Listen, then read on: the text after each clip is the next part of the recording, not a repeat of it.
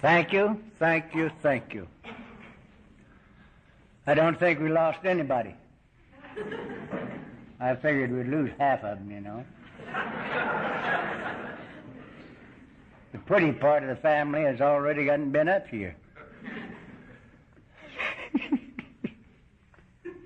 My name is Chuck C. and I'm an alcoholic. Hi.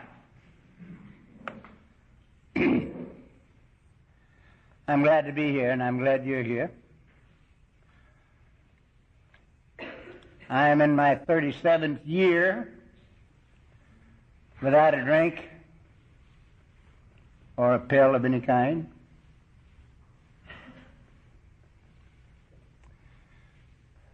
Due to the fact that there's a program called Alcoholics Anonymous, and there are people like you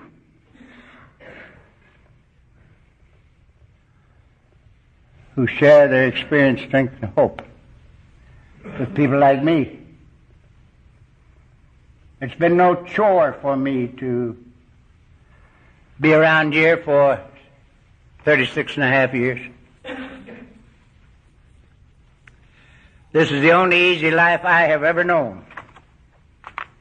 The only good life that's ever been mine.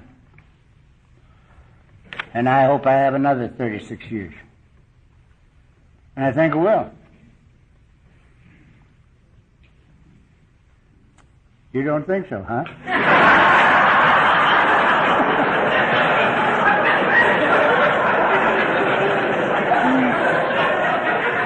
He looks like he was mad at me.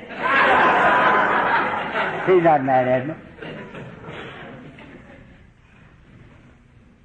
I think he delivers Miller's light beer. And he don't want to spoil his sales. I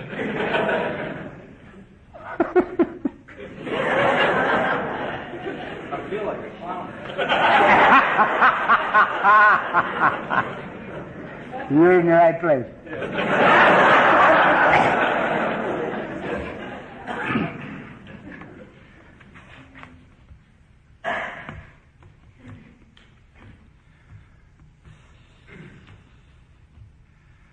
I've had a little trouble breathing the last few years. I don't think it had anything at all to do with the fact that I smoked 4 packs of Camels for many years, every day. They told me about 20 years ago that I could either smoke or breathe.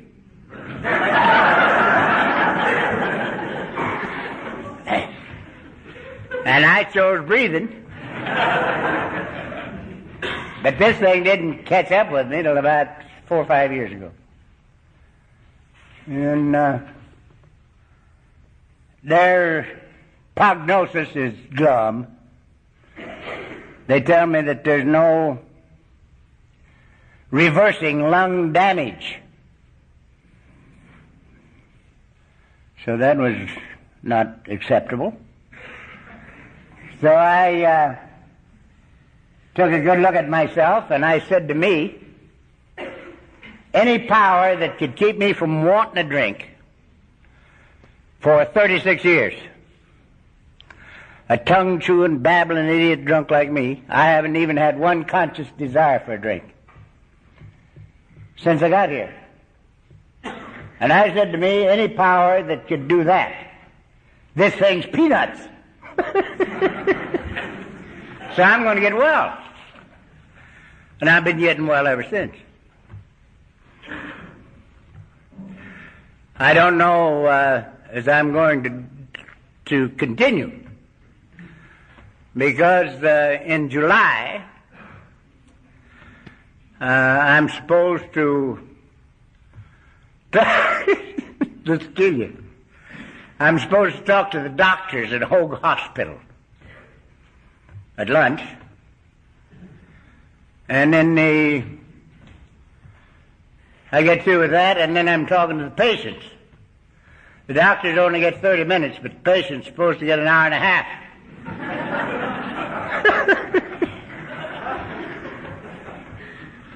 Now, I don't know why I ever accept that kind of commitment. What the hell am I going to tell a bunch of doctors? Huh? They probably all need this program.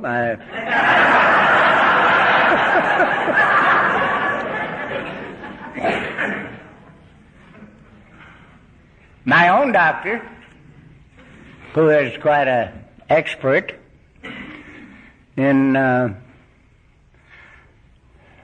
chest problems, told me after he had been treating me for a couple of years that he would treat me and not charge me. And I'd treat him and not charge him.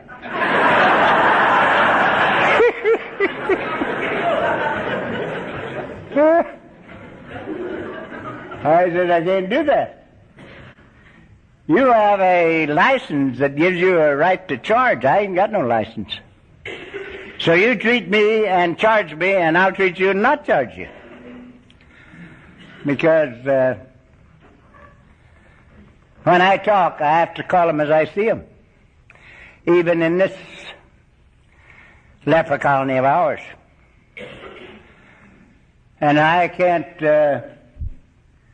take an honorarium. Sometimes I get an assignment that has pretty good stipend for honorarium. But I can't take it. Because I figure that if they paid me, I would have to say what I think they want me to say.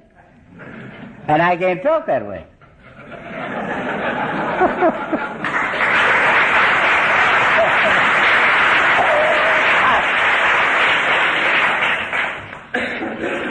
So, I'm not charging you for this deal tonight. I wanted to when I saw this crowd.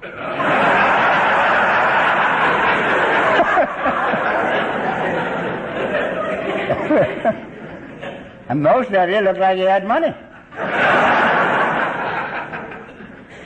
I've been conditioned to believe that all Texans have a large bankroll because they're sitting on an oil well. That's what they're doing. But I will be happy just to get my car fare. I don't want to leave owing myself money.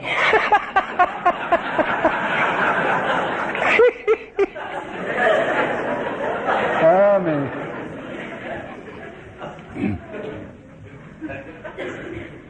In an hour's time, I can't tell you much about my drinking career other than this.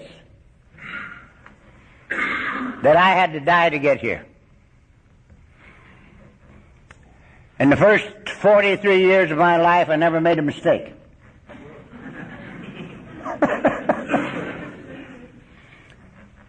I always had some place to point the finger. It was never my fault.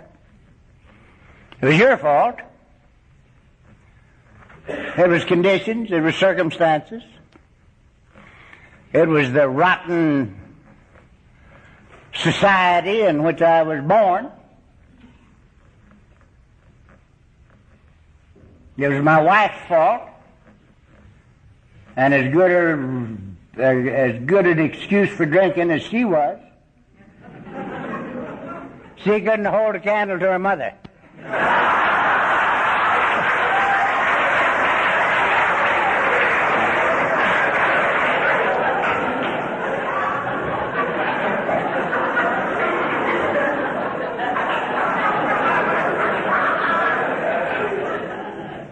Her mother lived with us for the last 5 years that I drank.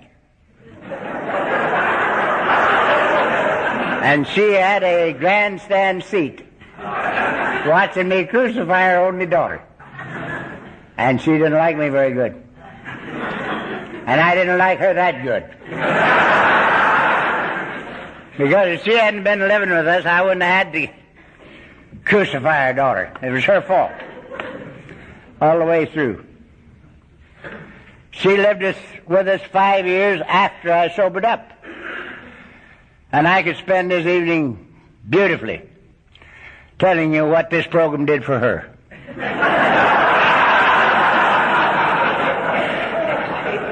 If you ever saw an old bag straighten up and fly right, it was her mother.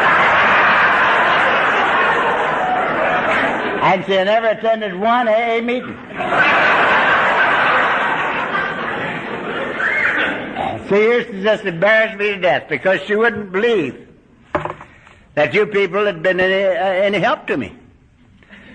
She wouldn't believe that God had been any help. She would come up and put her arms around me and she'd say, "Oh, son, I always knew that you had it in you." Well, I did too, but I wasn't thinking of the same thing she was.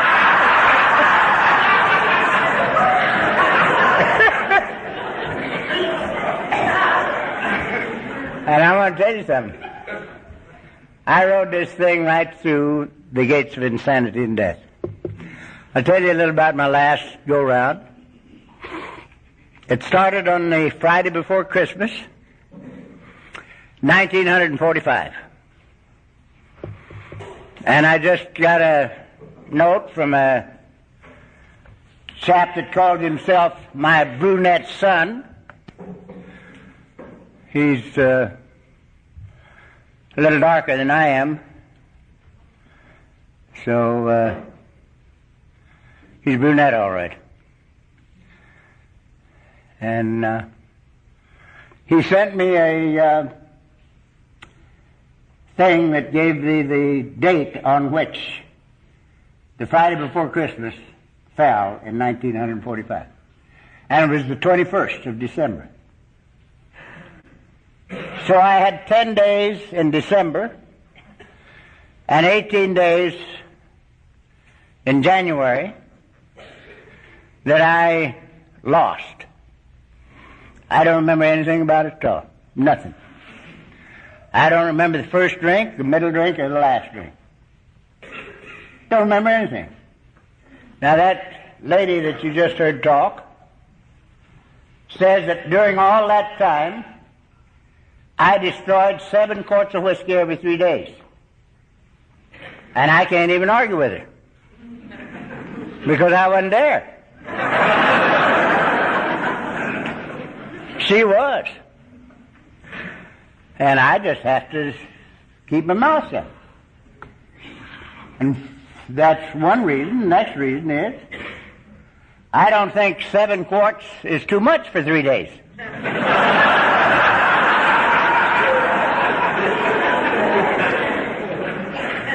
If you only work at it, maybe 15 days. But if you go 28 days, it's either too much or just enough. And in my case, it was just enough. Because I came to, after the middle of January 1946, with the clearest head I had ever had in my life.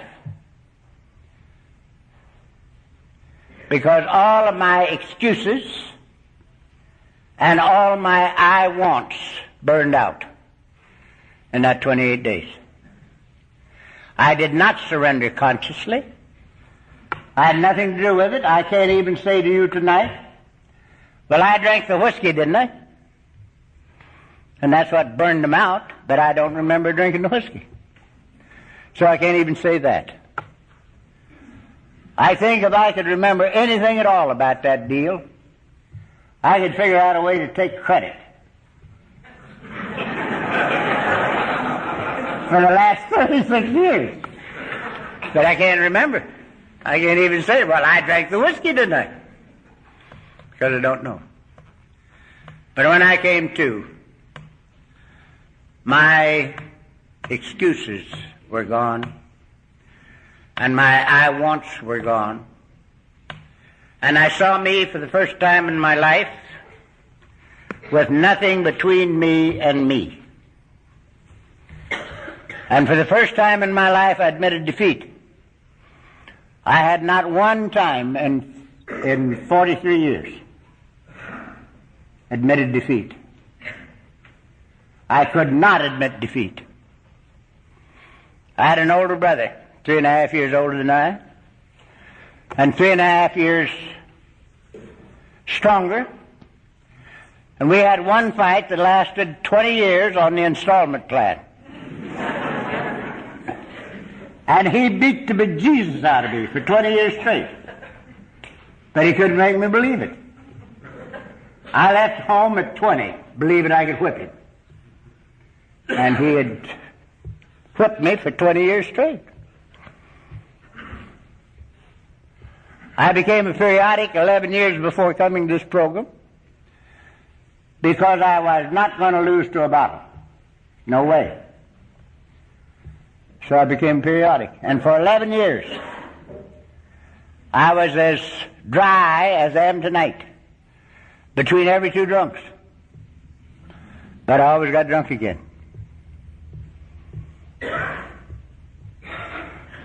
So, I could not admit defeat. And fortunately for me, and I believe it to be the most fortunate single experience in my life, sometime between the Friday before Christmas and the middle of January,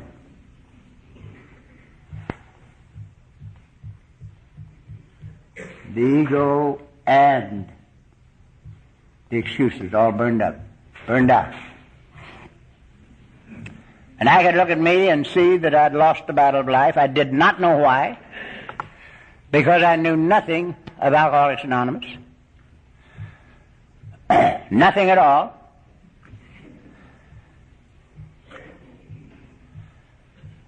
I didn't know anything about the disease of alcoholism.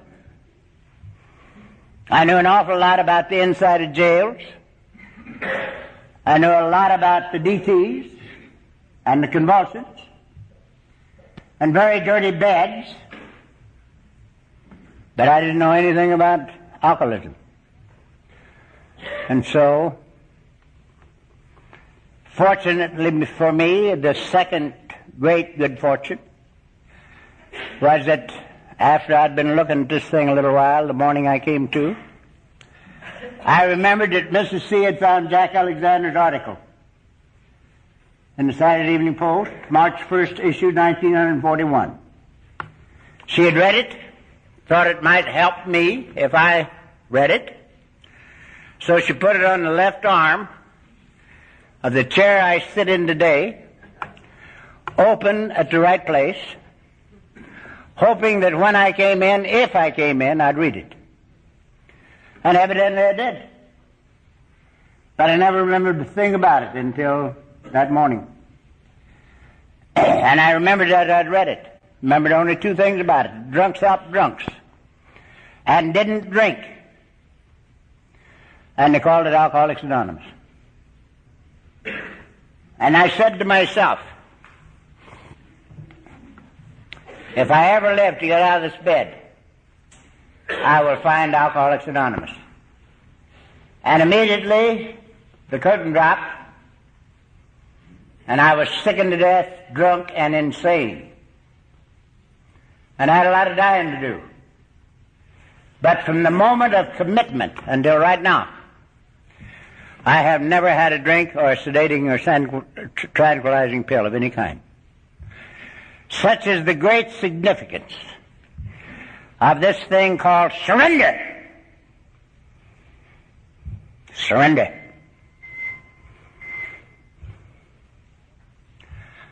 This is a battle we win by giving up the fight.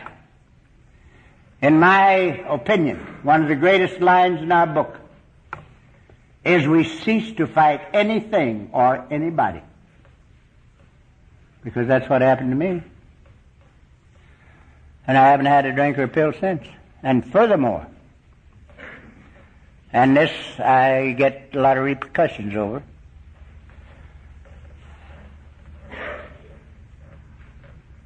my first group was Beverly Hills group because that's where we lived. And when I'd get up before my group and tell them that I never had a conscious desire for a drink since my first appearance with you guys, half of it hit the floor. and they would say something that you shouldn't say in church. They'd say, "Chuck, you're a goddamn liar." That's what they'd say. In chorus. Because they were having trouble, most of them, hanging on to not drinking. We call it white knuckle sobriety. I've never had it since I came to you. My 11 years trying to keep from drinking and get off the stuff to get well enough to get back in the ring for the next round. I had white knuckle sobriety then, or not sobriety, but dryness. I think we use the term sobriety too loosely amongst us. My definition of sobriety is the ability to live comfortably, peacefully, and joyously with myself. Because, in my opinion, alcoholism is not caused by drinking alcohol. Alcoholism is a living problem. And you and I have to have a living answer, lest we drink again. For instance, insofar as I am able to perceive, there is only one reason that I'm not drunk right now. Just one, not two. Just one. And the reason is I've got the thing I was looking for in the bottle. I've got it. And what's the thing? It's the ability to live comfortably, peacefully, and joyously with me. And having that ability, I don't have the slightest difficulty living with you. Even the meatheads sitting here. Some of you I've known for quite a while. Henri. I don't have any trouble living with you. I've had the privilege in the last 36 years of talking in many, many, many penitentiaries in different parts of the world. And I don't have any trouble there. I don't have a bit of trouble. It's not, the problem isn't out there. Our problem is inside. And I believe that every society that we have allowed to use our program is a living problem, just the same. I don't think Fatties Anonymous is an eating problem. Some of these days when I'm going to bounce a steel chair off my forehead. Because they've been trying now for years to get me to say, Overeaters Anonymous. That don't mean nothing to me.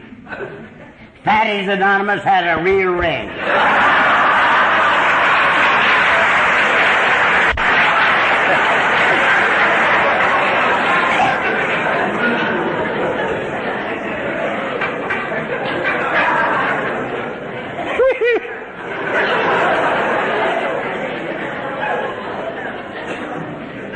Gamblers Anonymous. I'm a gambler, always was, love to gamble. But I'm not a compulsive gambler. I sort of grew up in the South, and the blacks taught me how to gamble, and they taught me good. And so I've won a great deal more money than I ever lost gambling. But I don't go out and throw money away. One of the things they taught me, if you win some money, you're not playing on the house. If you lose it, you ain't got it.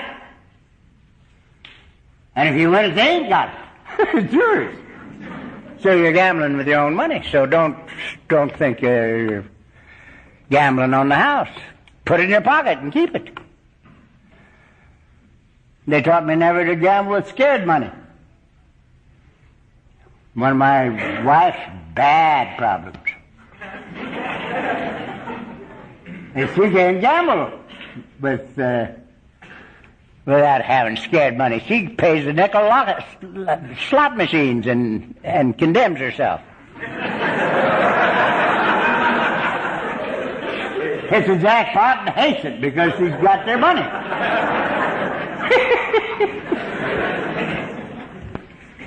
That's not what they taught me. If you win, it's yours. And they taught me not to sit around and try to wait for your luck. If you sit down in the game and your luck's bad, get up and leave. Come back tomorrow. You know, those things are fundamental. But that's not the way the compulsive gambler does it. I'm going to tell you a little story. It illustrates this. A few years ago, I got a call on a Friday night from a man in Whittier. We live in Laguna Beach.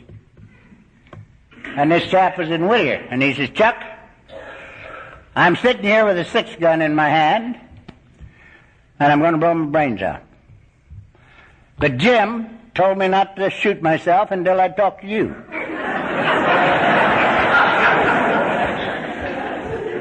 Now he says, what do you got to say? Well, I says, you called me on a bad night.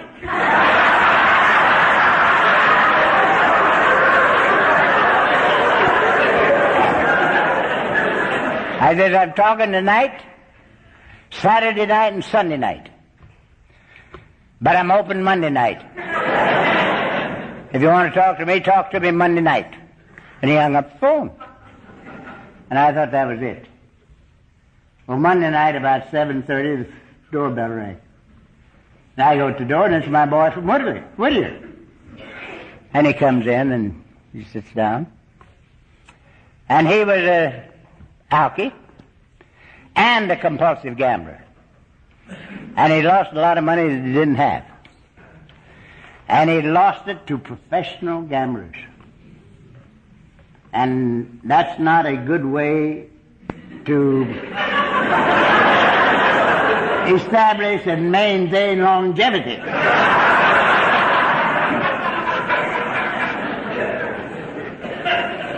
And so we sat down there at 7:30, and we started the preamble, and at about 2 o'clock we were at step 8. And step 8 says we made a list of all persons we'd harmed and became willing to make amends to them all.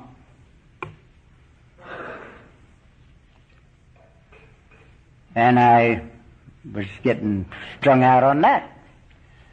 And I was telling this old boy down, look, you're going to have to go to these people, and you're going to have to tell them that you admit the debt, that it's legitimate, you lost the money, and you'll pay it back as soon as you can, but you ain't got no money now. Yeah, Chucky says I can't do that, they'll kill me. I said, so what, you won't have suicide on your mind.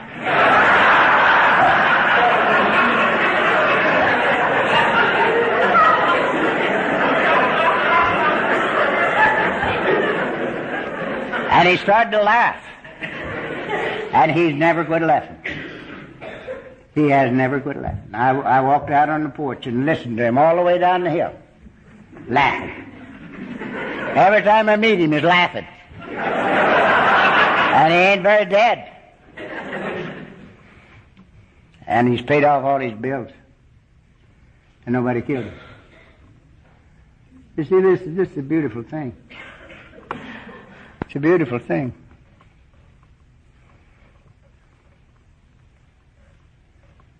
That's the reason I told you.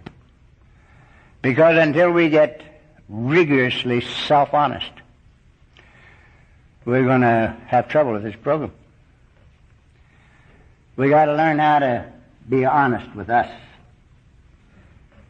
before we can think too much about being honest with other people. Rigorous self-honesty is a golden key to this life that we find here. It's a fabulous thing. So I threw that in to make a point, and I won't belabor it. Mrs. C told you a few times how her life has changed since she has gotten to the place where she can laugh at herself.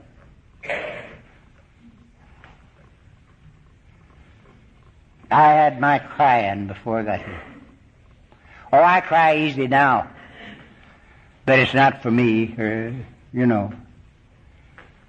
I cry a lot. And when I feel like crying, I cry. I stand up here at these podiums and cry like a damn baby. And it's all right with me, because I don't mind, you know. So,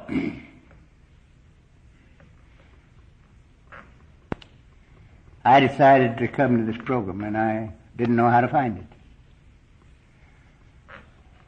I didn't know how to find it. I knew that you wouldn't be in the phone book, because you were anonymous, weren't you? So knowing you weren't there, I never looked. Which is the story of my life. I knew so damn much that wasn't true, I couldn't learn anything that was. So I had to call people and ask them if they knew anybody that knew anybody in Alcoholics Anonymous. And from a doctor that had treated me on a few occasions, keeping from dying, he gave me the name of a man that was a member of our society, motion picture man. And I talked with him, and he told me a little about the program, and he said, "Have you had a drink today?" And I said, "No." Well, I said, don't take one. He says, "I have to work tonight, so I can't take you to meeting. But I might not have to work tomorrow night, so call me tomorrow." I called him tomorrow, and we talked a little while, and he says, "You had a drink today?" And I said, "No." Well, he said, "Don't take one. I'm still working. Call me tomorrow." So I called him the third day, and we hadn't gotten very far into the conversation when I knew he was still working. So I said to him, "I know you're still working." He says, "Yeah."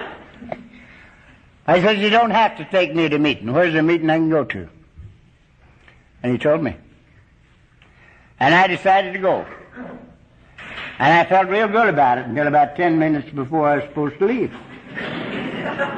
And then I did the unforgivable.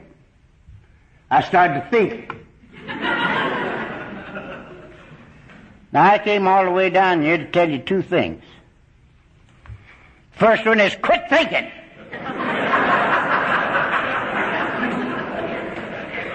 This is our problem. Liquor never was our problem. Thinking is our problem.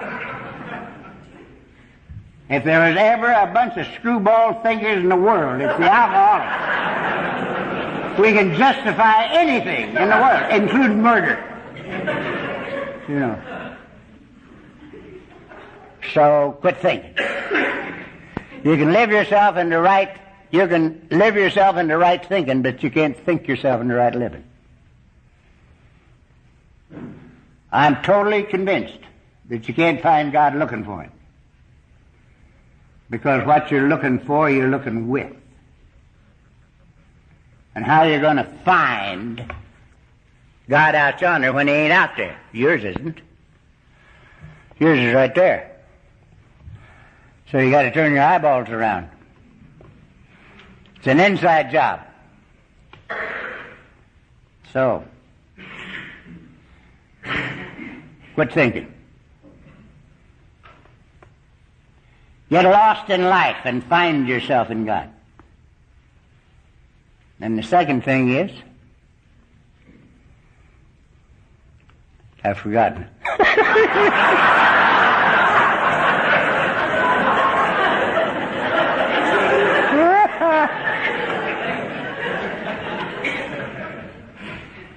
Forgotten.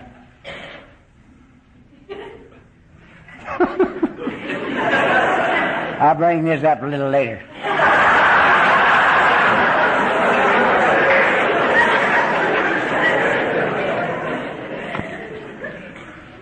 So, I started to think. And my alcoholic mind said to me, look, son, you've lived in Beverly Hills a long time. And it just might not be good for you to be seen with a bunch of drunks. Now, you'll never know how funny that is. Because the only guy in Beverly Hills that spent more time in the Beverly Hills jail than I did was the jailer.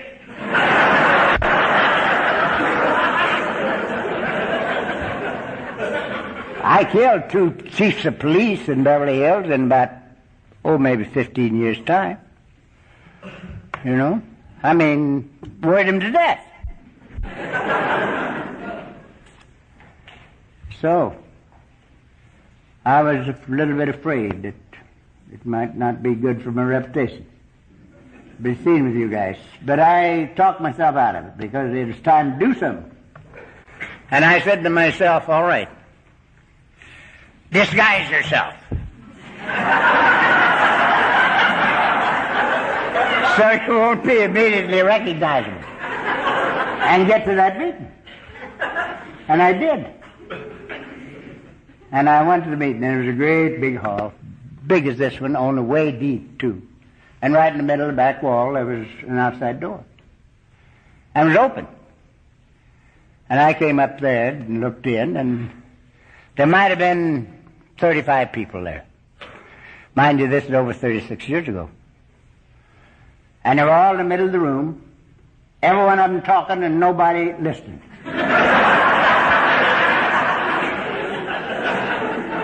And it's been that way ever since.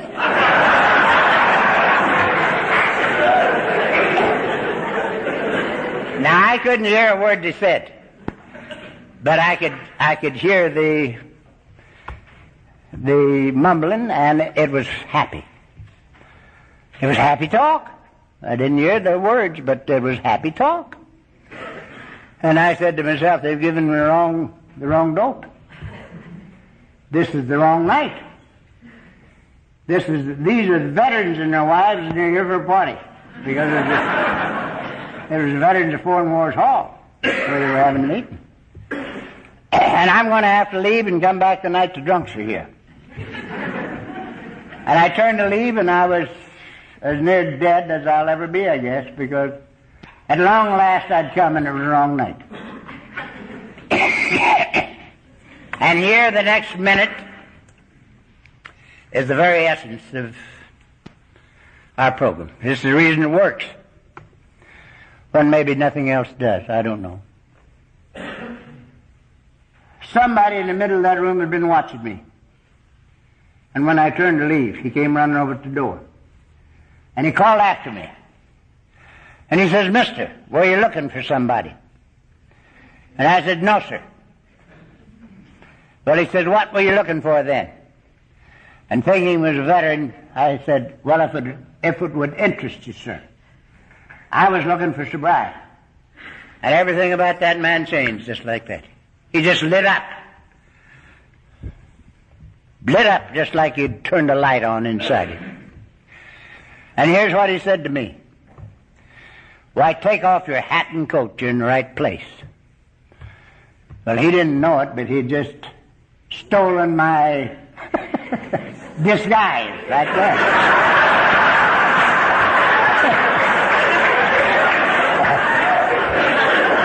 He'd undressed me as well. And so, they took me and rocked me to sleep. I remember that meeting, the first one I ever went to, better than I remember last night's meeting. Everything about that thing I remember.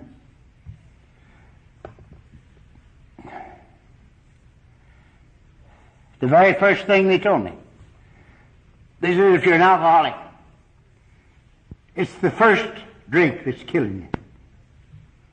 Now, I've been drinking for a lot of years, and it had never occurred to me it was first drink.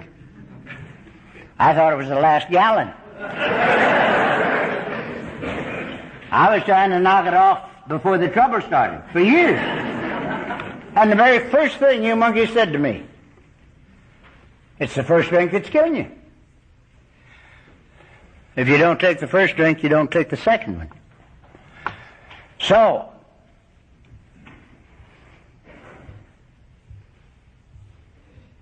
I played with that a little while and bought it, and I still got it. The second thing he told me, and this I wouldn't take all the oil in Texas for.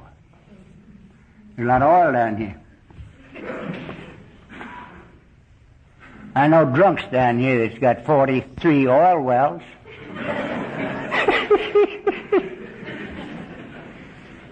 My host up the way a year or so ago had an income of $10,000 a day. And he had 8 wells that were supposed to come in that weekend. So I wouldn't take the whole deal for what you told me the next time you opened your mouth. You says, today is the day we don't drink. Today is the day we don't drink.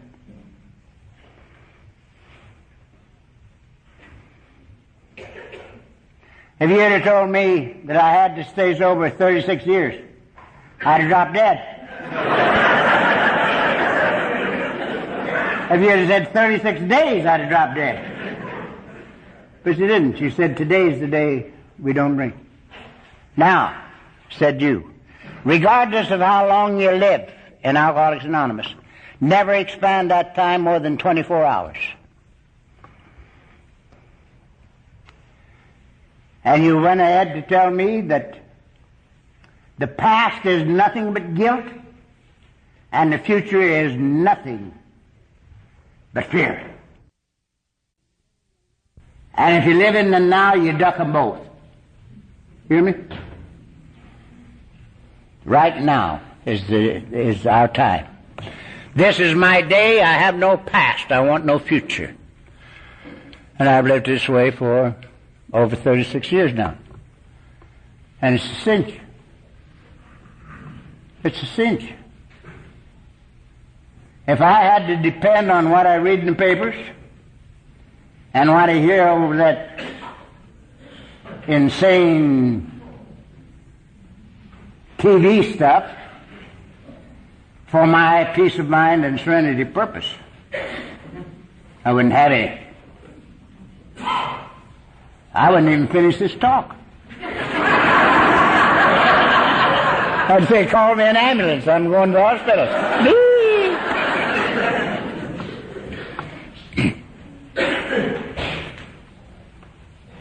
It's a beautiful thing. And somebody said something about that a long time ago. You know, in another book that we read a little bit once in a while. Now's the only time we'll ever know. Right now is eternity. You don't wake up tomorrow morning. You wake up and it's now. And that's the reason it took me so long to get here. Because I'd come to, I never woke up. I'd come to, and I'd have to have a tumbler of liquor. But I wouldn't take it. I'd look at yesterday and I'd see where I made my mistakes. And I would be able to argue myself into the position that today I'm only going to take what I have to live. Just what I have to live. And tomorrow I'll wake up and I won't have to take that tumbler of liquor. And when I got it all laid out right, I'd take the tumbler of liquor.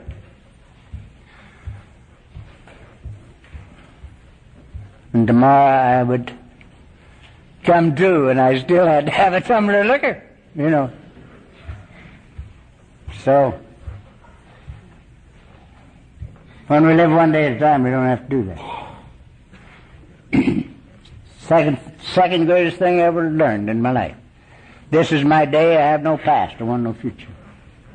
The first one is not, it don't belong in this position in my yak, but I'm going to give it to you, is that if we are going to live without drinking, we have to have some sort of personally acceptable, conscious partnership with the living God that made us in the entire business of living. The whole thing, if we're going to live without drinking. Because drinking is a living problem.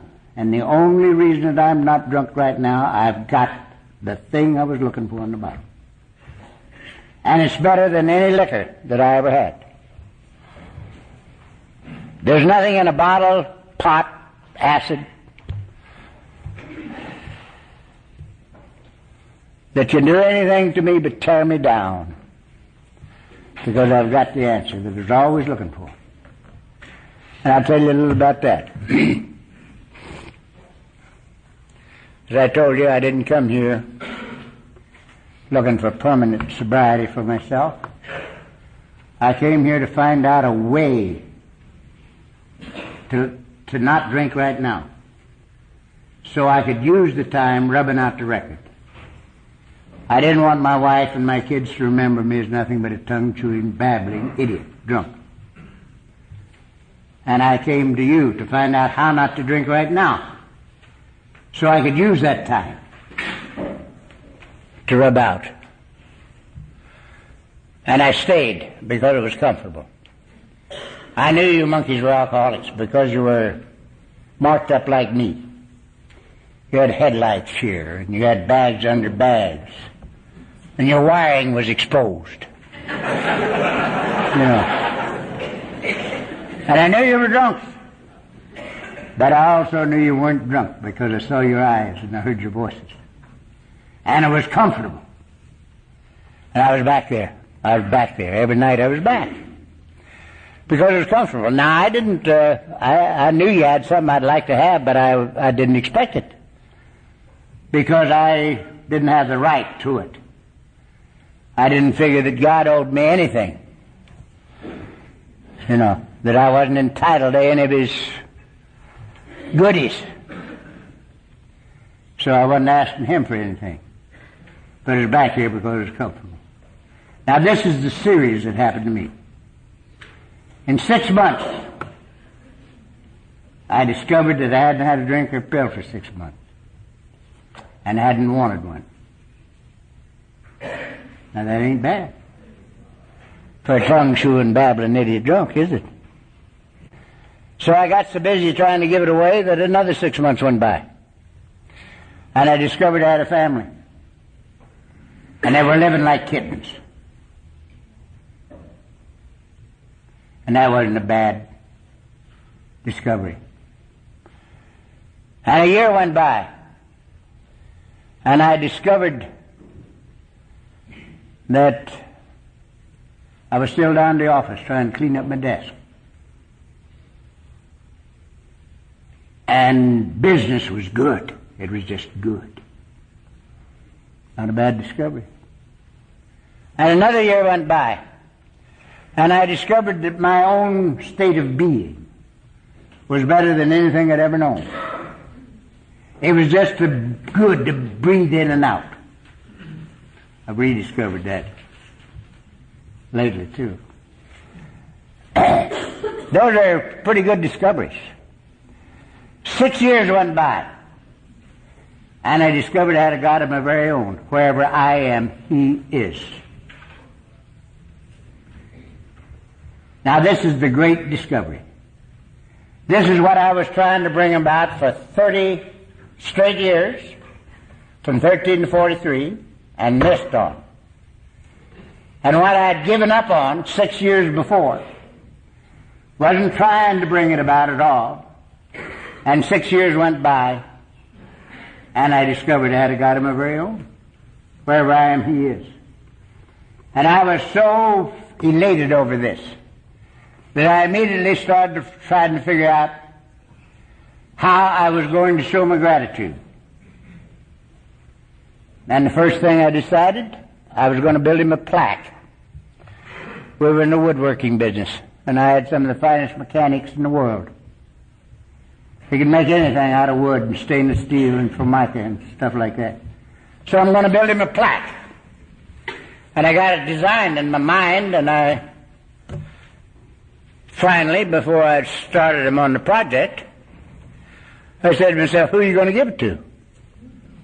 And I could see me handing him this plaque, and he didn't take it.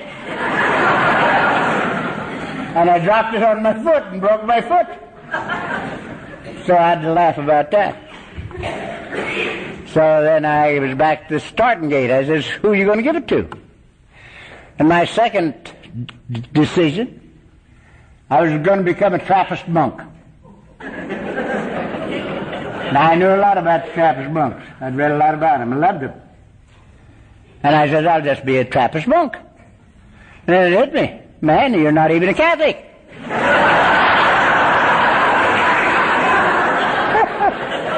How are you going to be a Trappist monk? So I had to give that up. So I'm back to starting gate again. And this time I got the answer. And there's a guy called St. Peter. The Catholics think he was the first pope. I don't think so. I won't explain that. But anyway, I call him Old Pete because before he became a saint, I could identify with him a little bit. You know, when he got caught with red-handed, he lied out of it. And I said to myself, he's a little bit alcoholic.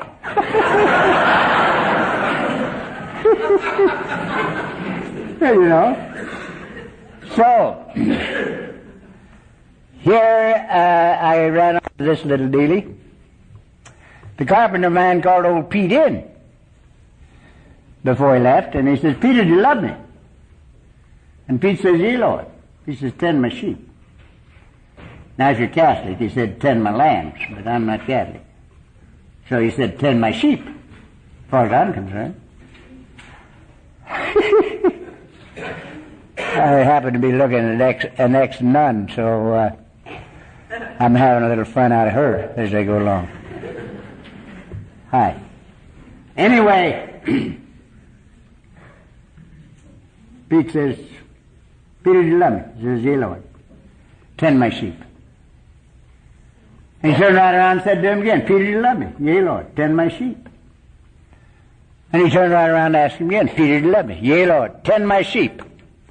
I said, he must have meant tend my sheep. He said it 3 times, you know. And I said, that's all I'm going to do. And that's all I've done. That's all I've done for 36 years. I've never tried to get anything for me in 36 years. I've never tried to go any place. I don't run my own life, or my wife's, or my kids. And everything's happened. Since I quit trying to run my life, and hers, and the kids, we've become a family. Since I quit trying to go any place, I've been all over the world. And since I quit trying to get something, I got rich.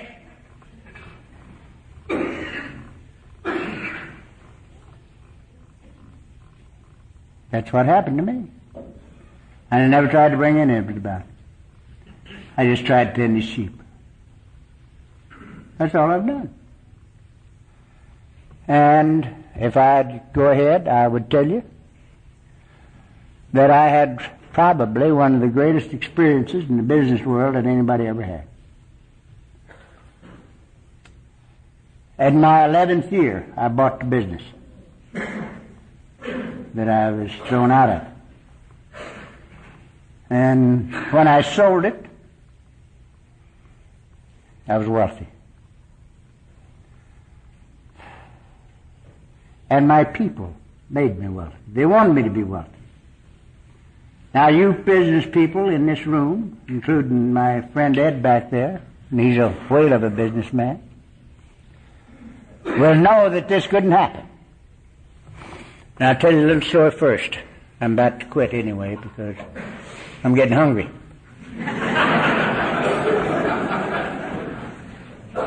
Nobody will give me another cookie or give me a cup of coffee or anything else. Won't even give me a cup of coffee.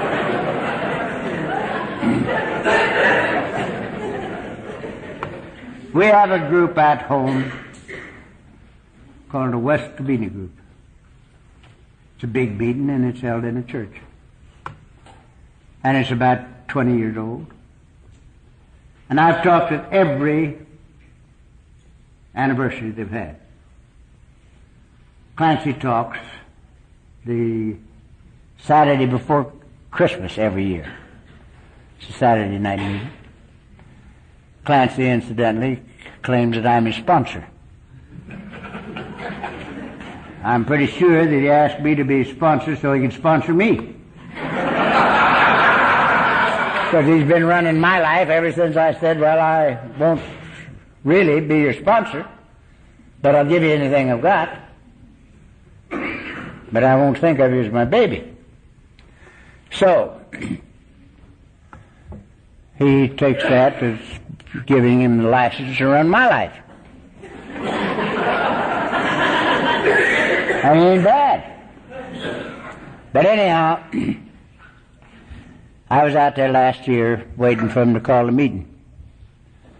And a man that I'd done hundreds of thousands of dollars worth of business with, I looked up and he was walking down the center aisle in that place. And he was non-alcoholic. I'd known him and done business with him for years and years. And I thought, what in the world's Bob doing here? He's not an alcoholic. So I went out and hugged him a little and told him how much I loved him. I said, Bob, what are you doing here? Well, he says, I was over to see so-and-so, a friend of his and a friend of mine who's a member of this society, this afternoon, and we had a good visit. And I said to him, what are you going to do tonight? He said, I'm going to an AA meeting. He says, you know who you're going to listen to? I said, yeah, I'm going to listen to old Chuck C. Because he always talks at our anniversary. Bob says, can I go with you? And here I am. And so I introduced him to the 4 or 5 guys that were talking with him there. Bob stood there looking at the floor. And he says, gentlemen, I want to tell you something about this guy. He says, he's the only man I ever did business in my life that I never asked to write down anything. And then he just stopped. And I figured that I ought to say something, you know. So I said, that's true, Bob.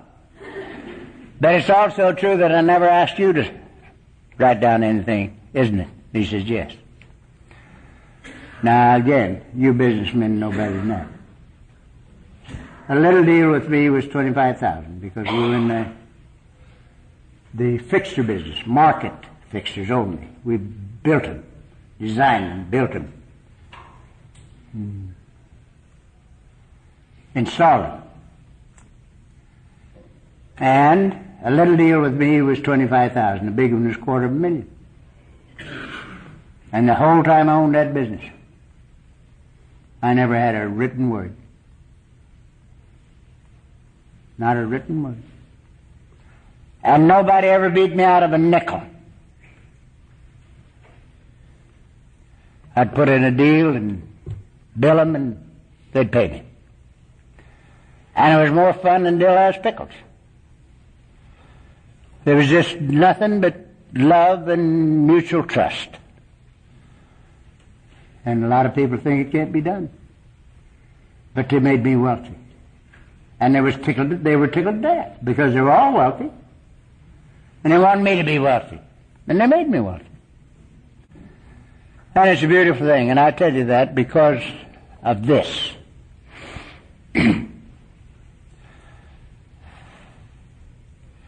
I am totally convinced that God don't think more of a salmon than he does of you. And you know that a salmon born at the headwaters of the Klamath River He'll go down that river when he's about that long, and he's liable to have gone clear to Japan and back, and right back up that Klamath River, where he was born, and he spawns and dies. Now I get lost on the freeway with a sign every 90 feet. I have to have help in the airport. I suppose if there was just one line coming in, I'd have to have help because I get lost. And here's a salmon, goes all the way to Japan and back. And I said to myself, I wonder who his travel agent is.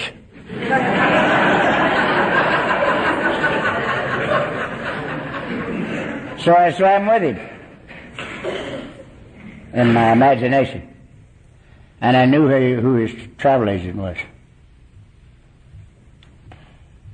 God's idea of a salmon includes everything necessary for its complete fulfillment, even going to Japan and back. We have another little phenomenon down there where I live. We have the swallows that come back to Capistrano. Every St. Joseph's Day, they show up almost on the 2nd at the first mission that was ever built in California, right there at San Juan Capistrano. And they winter in Venezuela. Now, who do you think is their travel agent?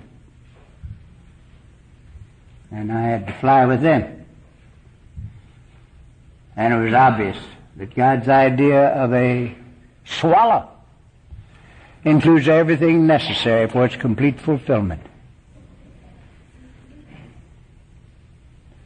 including going to Venezuela and back without any road map. Now this is a sermon that just carries me clear to the sky. Do you think that God's idea of a salmon or a swallow is more complete than his idea of his kids, you and I? I don't think so. I don't think so.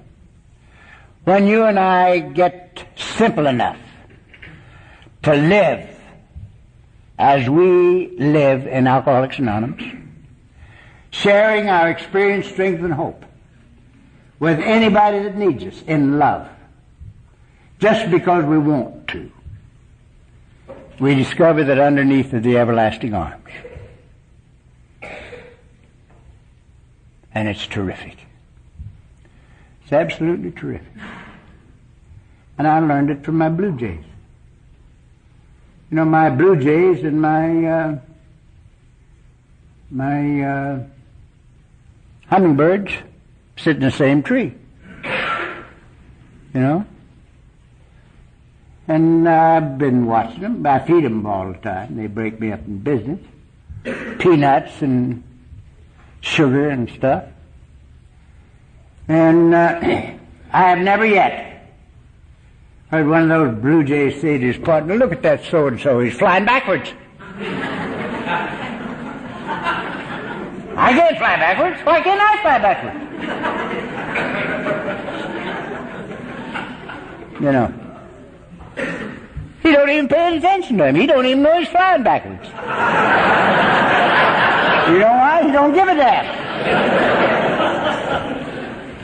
He's busy being himself.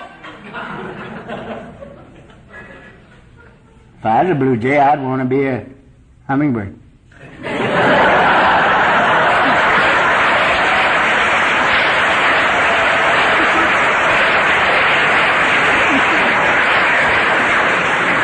My bougainvillea, I've had it 25 years. And it looks right up at the rose garden. And you know that bougainvillea has not decided to be a rose yet. It's perfectly happy to be a bougainvillea, and it knows how. And it knows how. Well, I'd want to be a rose, wouldn't you? No.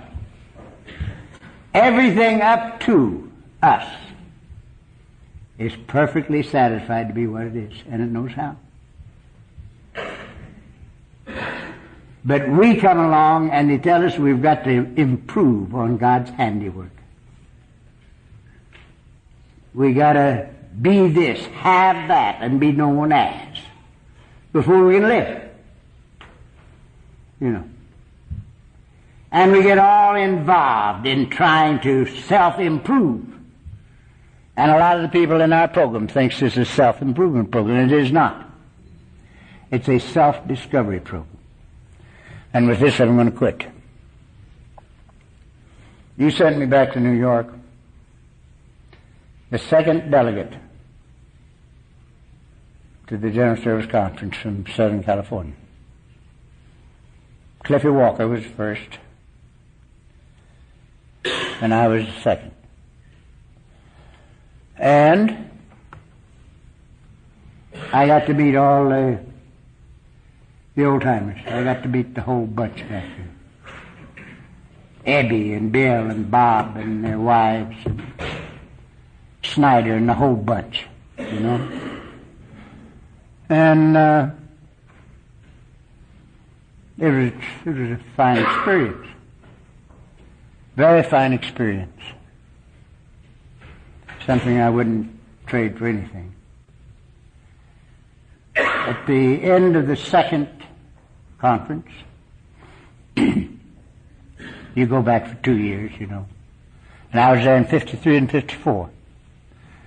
At the end of the conference in 54, Bill sought me out and he says, Chuck, you've been back here 2 years straight. And you've never taken 5 seconds of my time. And I think I know why. And it's time for us to become acquainted. And I'm going to come out and see you. Well, Bill lived in Bedford Hills, New York. And I lived in Beverly Hills, California, clear across the continent. And he was the head man. And here I'm a neophyte. And he's going to come and see me. And for a while, I couldn't speak. And what I could, I said, Bill, if you're serious, we got room for you. And we'd love to have you. Now, that was in April 1954. In June 54, he was in our house in Beverly Hills. And from then until he died in 1971, Mrs. C. and I spent much time with him and Lois and in their house and in ours. And we got to know them quite well. And so quite often I say that our program, our formula for sobriety, is the finest formula that was ever conceived in the mind of man through the grace of God for obtaining and maintaining sobriety. But it has 2 other facets that are equally miraculous. It's the finest program for the good life and for self-discovery, not self-improvement, self-discovery, that was ever conceived in the mind of man through the grace of God. And this is the reason I say it. Bill was telling me about writing the book, you know. And they had written 4 chapters. And it was time to write chapter 5 with our formula in it. And Bill said he had to write. Now, the reason he had to write, kids, was that the book, in its original conception, was to spread the word faster to the drunks. Then they could do it on a personal basis. But the more they thought about it, the more they thought that it was a money-making scheme, too. And they were all starving to death. They were all meeting around Bill's kitchen stove, and the only one of the bunch that was working was Bill's wife, Lois.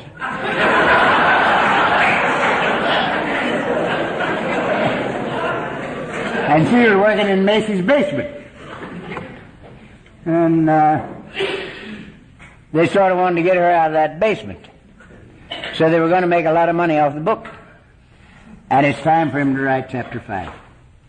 And Bill said he sat down and he had absolutely nothing to write. He was totally void. But he had to write. And he wouldn't have a book and he wouldn't have anything to sell, and Lois would have to remain in the basement. So he started to write with nothing to write. And in 30 minutes he came up with the 12 steps. And the 12 steps have never been changed in essence. There's been a word here and a word there. But the meaning of the 12 steps has never changed in 47 years. And so that's the reason I say that it's the finest program that was ever conceived in the mind of man through the grace of God. Because these steps came out of where they were. You know, the carpenter man said,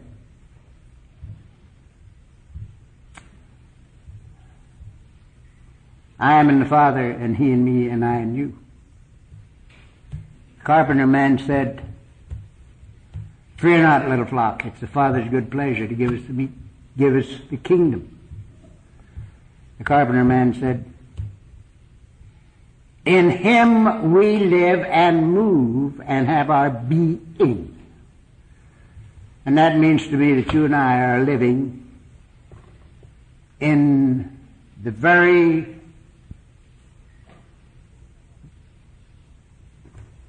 essence of God right now. When we're open, we get it from where it is. And when we're self-thinking, the doors are closed and we don't get nothing. You know? So, we got the 12 steps out of where they are. The infinite intelligence in which we live. Because, you see, God lives in us. And in all other creatures that live on this planet. I'm particularly impressed with the Hebrew word for God. It's Yahweh. And it means that which is. That which is. And it means all of that which is. And so we're related one to another. And to everything else that grows. Everything that lives. The birds and the bees. And the beautiful flowers. I was looking at your pink dogwood in this town. It's beautiful.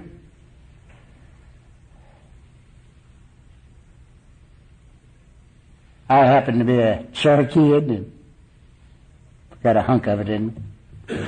They got mixed up over there in the Carolinas and forgot that they were Indians and others. So we got all mixed up with the Cherokees. And I've always had this feeling of unity, but I never brought it into conscious awareness until I was through with the business world. But since I've been out of the business world, I've taken all my so-called intellectual wisdom and turned it into conscious awareness. And it's fantastic. And it includes the fact that God in me, as me, is me. And God in you, as you, is you. And we can't change it. We can't change it. The carpenter man said it like this. Who by taking thought can add 1 cubit to his stature? Which means we can't change the reality of our own being. We can only change our experience in reality. I sit in the same chair I sat in for 10 years in hell. And now I have 36 years in heaven. In the same chair. Nothing happened to the chair. Nothing happened to the wife. Nothing happened to kids. Something happened to me. And I moved out of hell into heaven. And that's a sermon as long as from here to Mars and back. And it says, son, heaven was always in that chair. You were in hell. God bless you. Thank you very much.